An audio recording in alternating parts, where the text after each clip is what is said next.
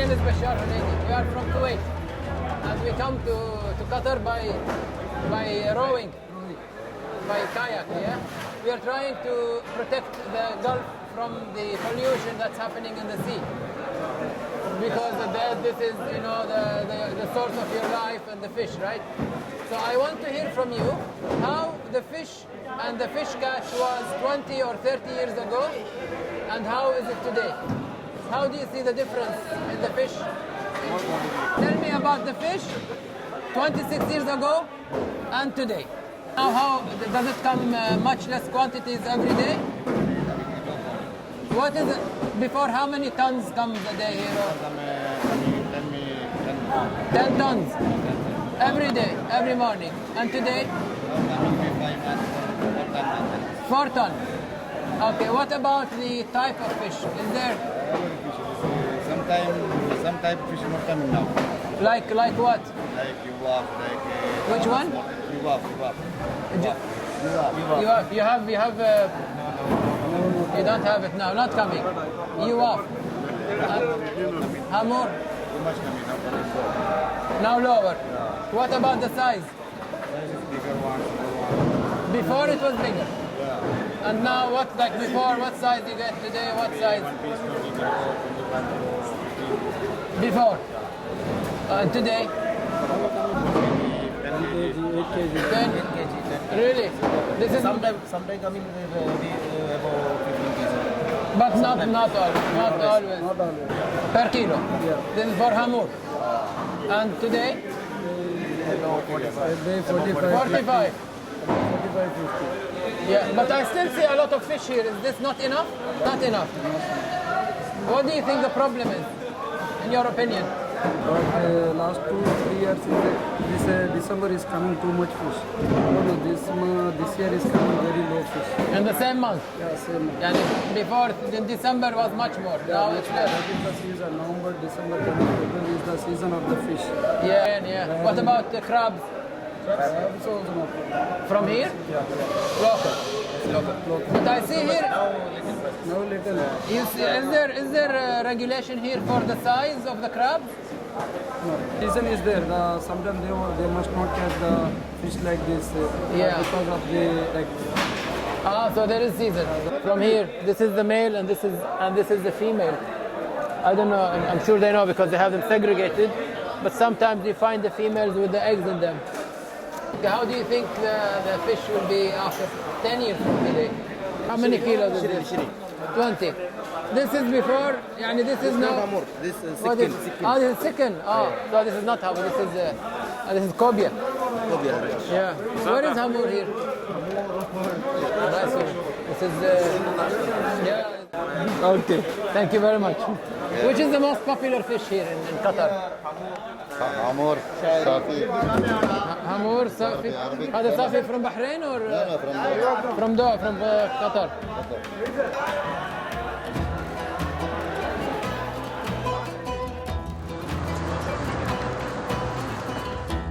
Okay, so guys, the story of the peanuts. As you know, they use a lot of palm oil in the peanuts. And what we try to do for our trip is to be environmentally friendly, as usual.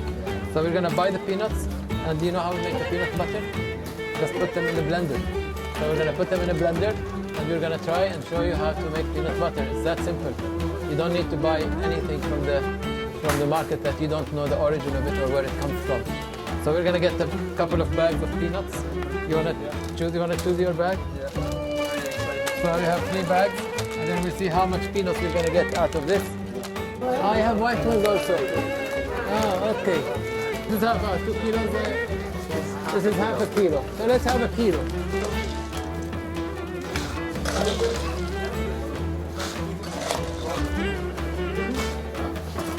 It's tasty. Thank you. Okay. So now let's go and find the blender. I want to taste. I don't know which one. And the blade looks good. الحين look at the blade here. هي زينة هذه. تسوي كل شيء فيها. This is good, I think.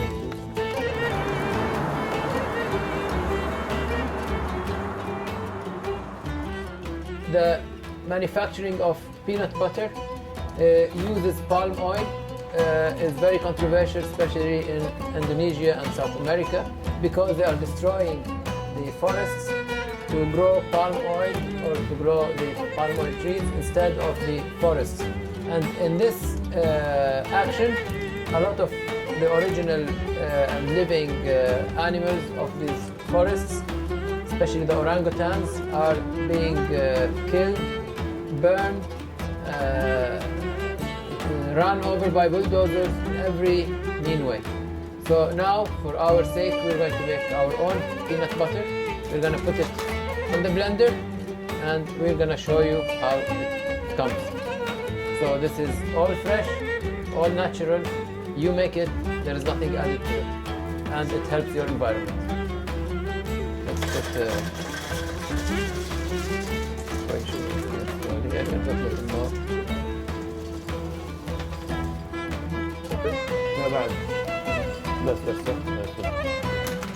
Okay, we just add a little bit of olive oil so it doesn't stick together. It helps the blender work.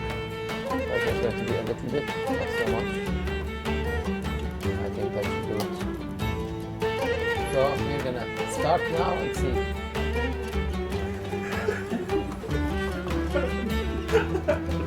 It will happen, don't worry, relax. And then, is it on?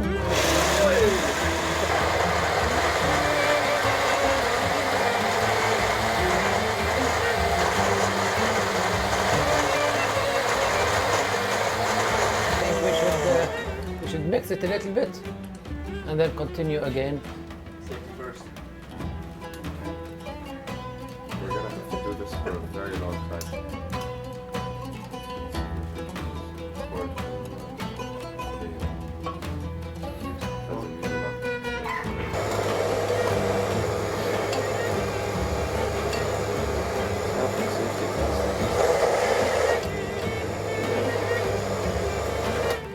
Let's see what happens.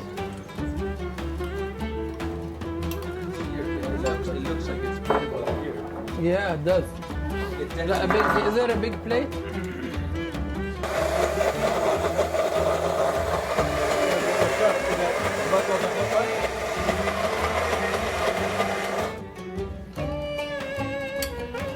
Yeah, and it's almost there.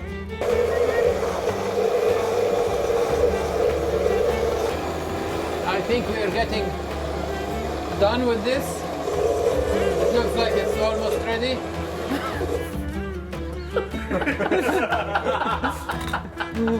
That's okay. We would have had peanut butter with plastic. So let's check our peanut butter. That looks like the right consistency. If you like it crunchy, this is actually crunchy, and let's see how it tastes. Of course, it's going to taste as good as the peanuts are.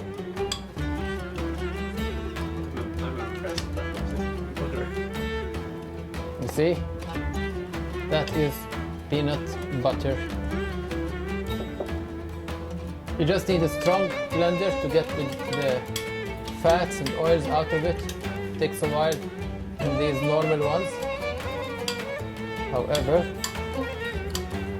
and then your choice of peanuts is important, so you like it. No additives, we just put a little bit of olive oil to make it turn in the blender better. This is peanut butter, and this is fresh in front of your eyes. You both saw it happening, and you all know what was added to it, a little bit of olive oil. And look at it. And this was the origin. Okay, That's a so, tool. okay, Mr. who wants to be the Volunteer. volunteer? We need some jam with it, so it's be a PBJ. Let's get a close picture of his expressions. You don't like it?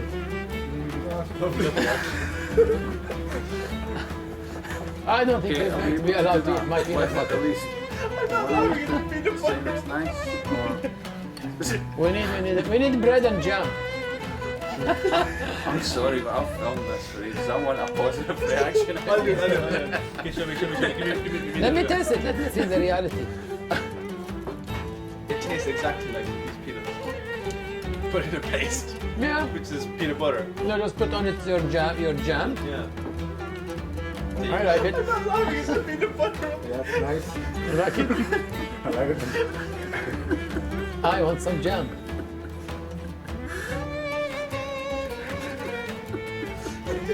Saving your environment. Do it yourself. Don't add anything. Yeah, white peanut butter. I will take this with me. Oh, that is classic comedy gold. That's peanut butter. It's peanut butter, you're 100% right. It is peanut butter. That's the original one. If you like the one in the cans, it's because they added some things to make you like it. Good? Good. Okay.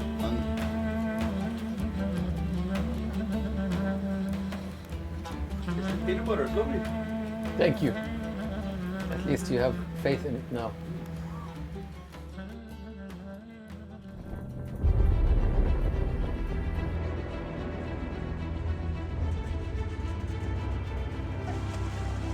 What we have experienced in Qatar in particular, the generosity of the Qatari people was so incredible. We felt like we were travelers from maybe the old days, 2, 3, 4 or 1,000 years ago. When people travel from place to place, they come to another place and they're welcomed in a special way. This is what the Qataris made us feel. You know, normally people fly by plane and they come and they go like nothing, big deal. But when we arrived here by kayak, and the Qataris appreciated that, and they have opened their homes to us and their majlis or diwaniya, and they invited us everywhere. That was really special. And this particular feeling is what we're trying to say, that our sea and our destiny is one. And we feel it through the social behavior, but now the sea is putting us together, and we have to take care of the sea again. There is so much that has been inflicted on and upon the sea, not just in Kuwait or in Bahrain, also in Qatar I have seen. The behavior of the people is something that really needs to change in all of the countries. In Kuwait we have a lot of people misbehaving, in Bahrain we saw that, and in Qatar we saw it. Even though the governments are trying to protect their environment as much as they can, they have their regulations and their laws and they're trying to enforce it, but there is a big gap of education among the general public, especially the older people, and education is very important to change this behavior.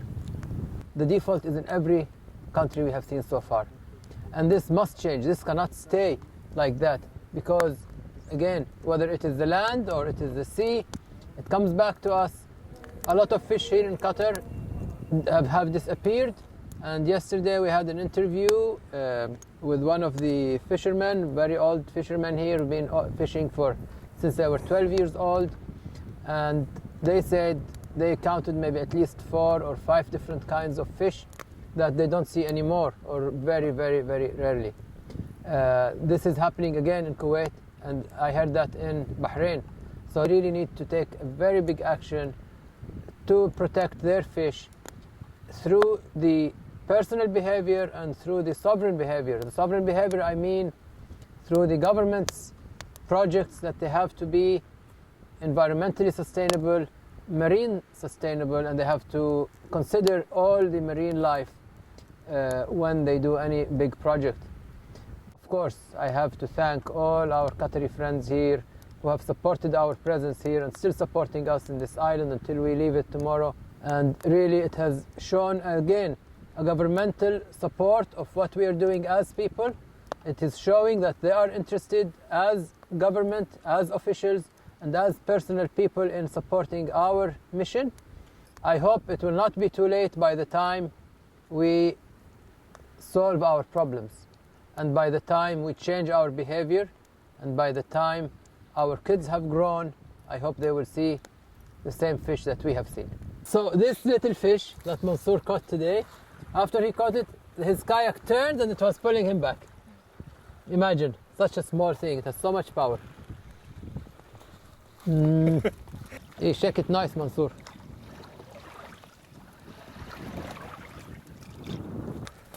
Fish cooked on cement. راضي يطلع.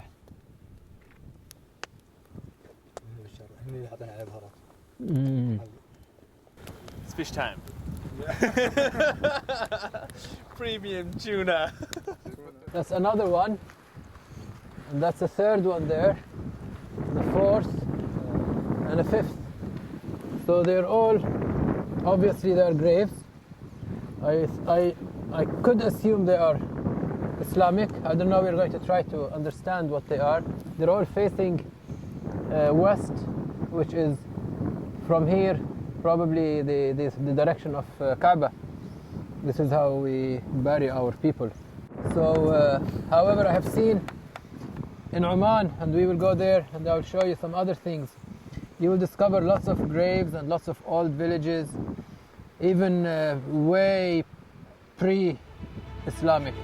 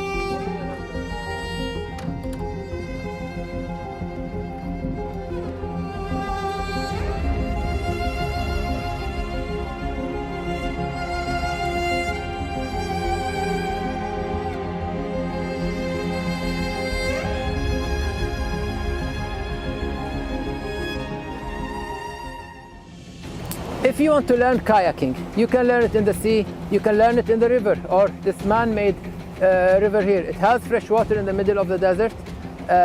It's a very good way to get you involved into the nature. My introduction was river kayaking in 1981. So this is about 35 or 36 years ago. That's when I started kayaking as whitewater kayaking. I learned to read the water, what they call it, the art of reading the water, what's coming behind you or in front of you. You have to know what's happening before it comes, and you have to know how to position yourself and how to propel towards it, in which angle, and how to manage it. So getting into nature starts in a place like that. You will not believe, if you come here as children, as youth, or even as older people, when you come to a place like this to learn a new thing, you may fall in love with it, and this could be the trigger to you connecting back with your Mother Earth. And this is what got me into it 36 years ago at least, or even more. Main experience is whitewater kayaking. 2 years ago exactly, I think. We spent 7 months going through Africa, and we stopped off at the Zambezi. We spent a lot of time in the eastern highlands of Zimbabwe and on the Zambezi at really, really high water. This is something that we're going to do, something very similar here. So I'm looking forward to it. Looking forward to getting on with you boys and seeing what we're made of.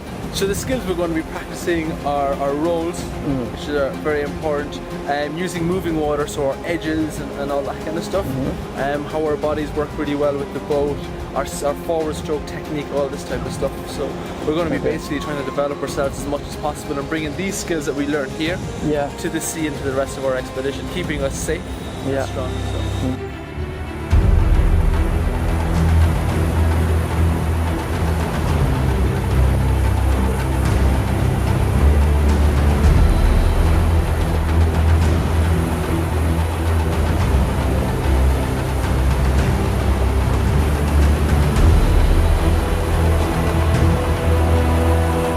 That was absolutely amazing.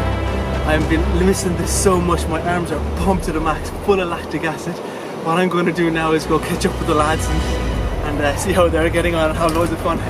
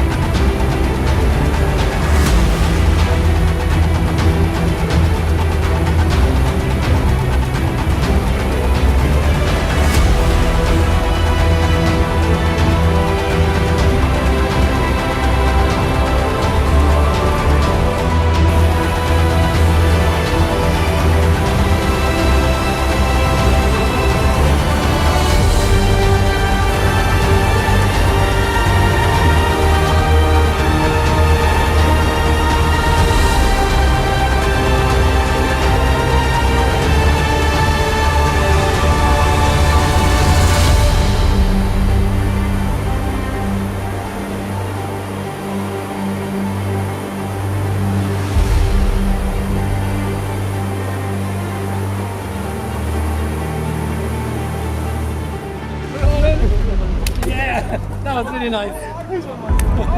Nice. Good job. First river in the desert. Yeah. That's how we do it here. Everything in the desert. Even the sea in the desert. The dunes have a lot.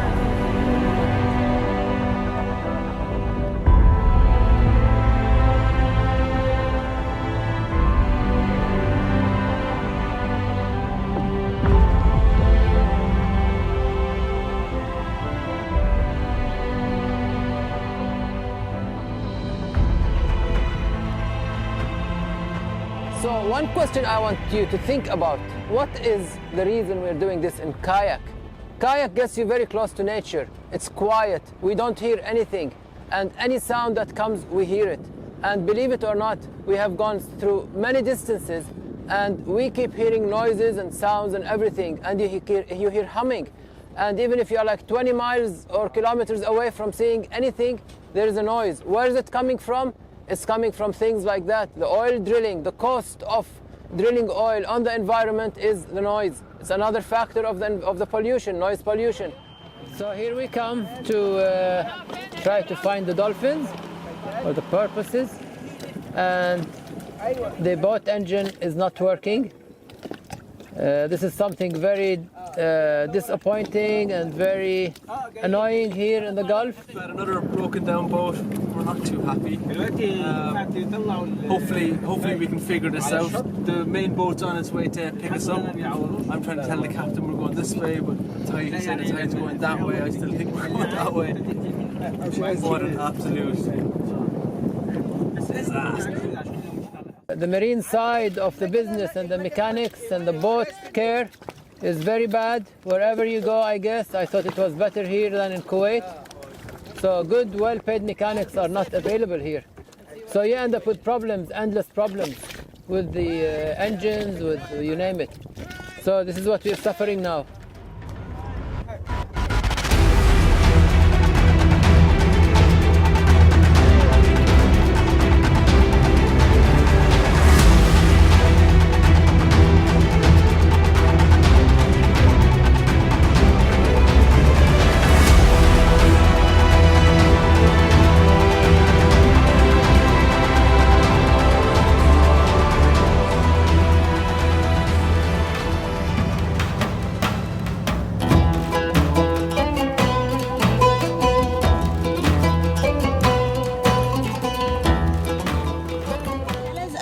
Your trip so far, what has been the most troubling aspect of your trip?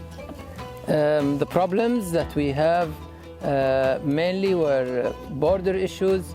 We had weather issues, they were the biggest problems as well. The equipment problems due to the fog was really making all our equipment and gear, navigational, telephones, GPSs, cameras, everything was breaking down. Being in the fog at 100% humidity and continuous non-stop for days, everything gets wet and then no chance. You know, the minute you open it, it gets destroyed.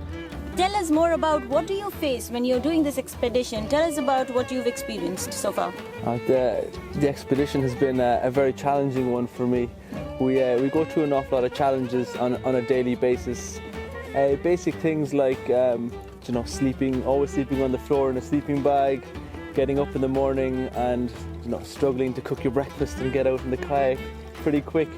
And then of course the 8 to 10 hours you spend a day in the kayak. For me personally, I'm having problems with my hip, so I've got awful pains in my leg. So sitting down for 8 hours, I'm always trying to stretch it out. We have with us Mansour Al Safran. Tell us about your experience. How long have you been doing kayaking? 6 years. I'm Kuwait national team from Kayak before. You're in the Kuwait national team? Yeah. Wow. Kayak, yeah. It's different. It's not the same this one. It's Olympic kayak. Yeah.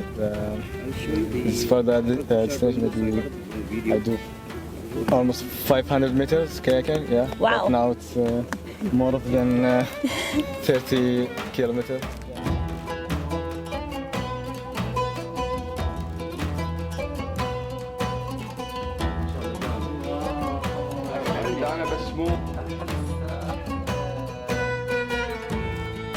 Now we just learned something here, and we're very happy that the UAE, I think, is saving the turtles of the whole Gulf. their species here in numbers and in quantities are increasing, while the species in Kuwait, for example, where we came from, are decreasing in number and in quantity because of the humans' impact on the islands. So we're very happy to see that here, and very honored to be here, and thank you very much. You're welcome. We are really happy to see you here, and I think you are a hero really to do this project coming from Kuwait to here.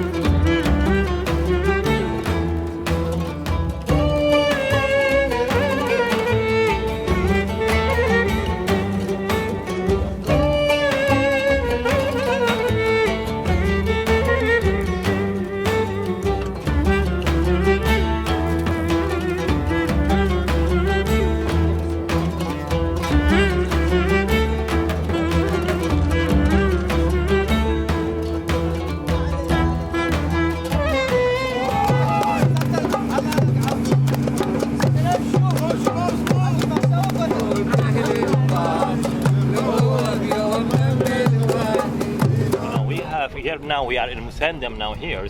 We have many species of whales. We have humpback whales, we have spring whales, we have blue whales, and they are really crossing here. They're coming from migratories. But I mean, humpback whale is Omani humpback whales. Oh, so it's a resident? Yeah, resident in Hasik, Dhofar area. Oh. And that is, I think the record is like now 80. 80 of them? 80, okay. What are the problems you face with the dolphins? Because what have sometimes we found is they are surrounded by fishing net. Okay. And this is the problem, okay? Yeah. There are more problems. And sometimes it's with accident, with a fisherman boat, okay? Yeah. But more what we are really suffering sometimes is from the fishing net. They're surrounded by fishing net. Yeah. And also we want really to stop that.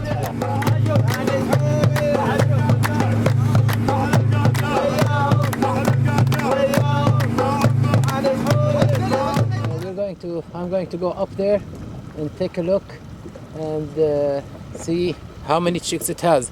We have seen 2 eggs in most of osprey nests. We haven't seen 3 yet, so it may have 1 or 2. And let's see what it has. And they are different in size at different places. We see them in Bahrain, in Qatar, and in the UAE, and now here in Oman. And this is, I would say, the most natural and the most beautiful natural location that I have seen for the osprey so far. He's outlooking his bay. This is his kingdom. The fish are here. He can get what he wants.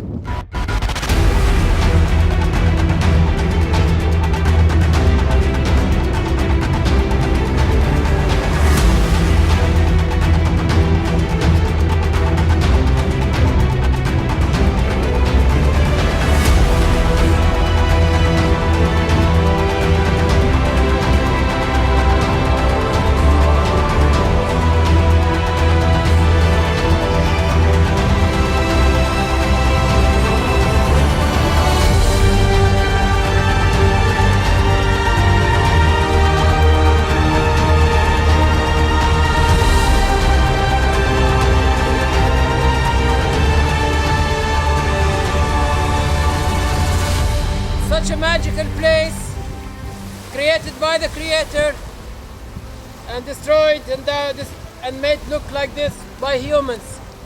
This is by Geneva Protocol, Freon 22. It's prohibited. This one, floating, it's heavy, and listen to that.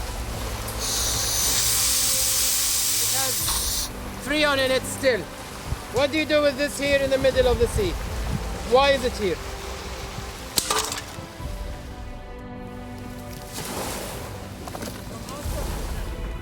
My name is not important to those who don't know me, but what's important, I think, is what I stand for.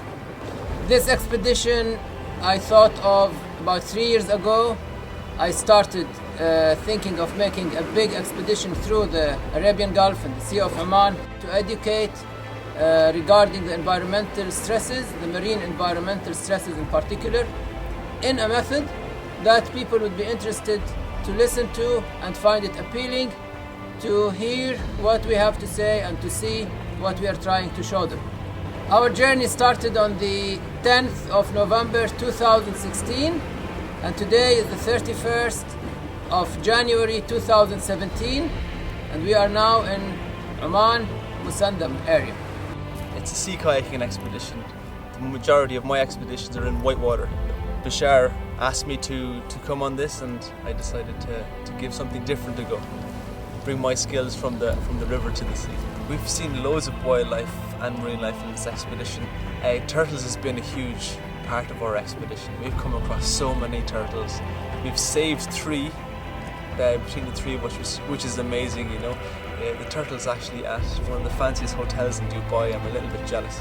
We've come across a whale as well. We were at an island that we've named Cormorant Island, and we've seen a dead whale there, which is quite interesting. Obviously Cormorants as well has been a huge part of our expedition.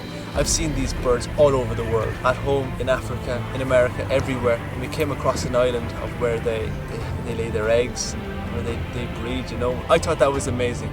You know, you could see the child in the bird. They were so innocent, they had nothing. They didn't have the experience yet, and they were learning straight, and we could see them learning from us, which was amazing. Dolphins has been a huge part of this trip. We've seen loads of dolphins. Oman has been amazing. We were able to paddle around the place, and these dolphins knew that we were there. They stayed around us. They were playing games with us at one stage. I reckon that they could see us paddling one direction. They'd pop up, and then they'd go underneath us, and we'd turn around and we'd go towards them, and they'd do it again. So we were going back and forward. They're definitely one of the smartest animals out there. Another one was the sailfish. The sailfish are the fastest fish in the sea. Mansour, did you see that sailfish? 120 kilometers they've been clocked at, and one of them jumped up right in front of me, around 2 meters in front of my kayak a couple of days ago. These are the type of moments that you can't pay for, you can't even imagine. I was standing at the bank of a mangrove, and I looked over and I see this fox peeking out from behind the bush, and I'm looking closely at this fox, and it's rummaging around the side, and it's got a fish in its mouth. Okay, these are the type of times, these amazing times in your life that you hang on to, and I still have the picture image in my head. I'm starting this journey 10th of November from beginning of Kuwait and Bahrain, Qatar, UAE, Oman, almost done. Third journey help to Bashar and save environment, new experience for me. See a lot of things in the sea. I see a lot of life in the sea. Osprey, Dolphin, turtle, shark. I had good time with the 2 amazing kayakers, Colin, Bashar. I met Mansour about 2 years ago, and he is a very good kayaker. He is the Arab champion in a sprint Olympic kayak event, and he's a very nice man to be with me and in such a long trip, and very courteous and helpful as well. So he's a definite asset, and he's capable, and that's very important.